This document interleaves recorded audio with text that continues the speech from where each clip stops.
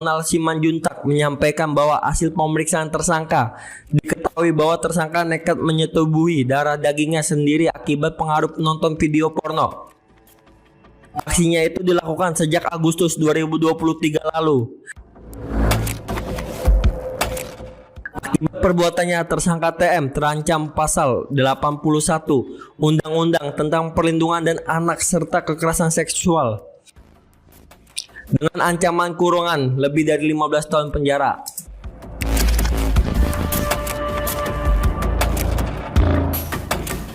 Korban kita sebut namanya Bunga, ya, umur 18 tahun, ya, anak kandung dari pelaku dengan inisial TA Daeng MA, ya, TA Daeng MA, umur pelaku 79 tahun.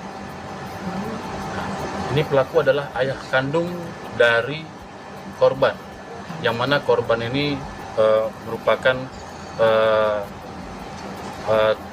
tunawicara, ya, kaum difabel dengan tunawicara, dan ini dilakukan sejak Agustus 2023, 1 tahun yang lalu, ya, dan akhirnya saat ini sudah melahirkan, ya, kondisi bayi sehat.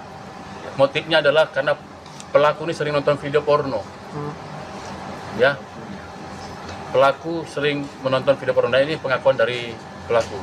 Ya, inilah karena seringnya menonton video porno akhirnya membuat nafsu pelaku dan gelap mata dilakukan kepada anaknya sendiri, yang sayangnya anak putrinya itu mengalami sebagai kaum difabel, yaitu tunawicara. Bang, kalau boleh tahu istrinya pelaku ada atau Sudah meninggal. Sudah meninggal. Ya. Cuman dia sempat tinggal sama anaknya, Bang. Berdua tinggal di rumahnya. Tidak ada anaknya lain. Ada anaknya. Oh, bertiga. Ya.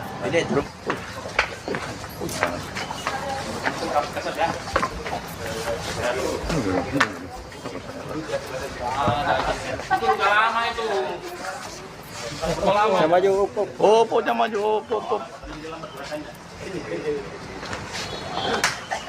Oke.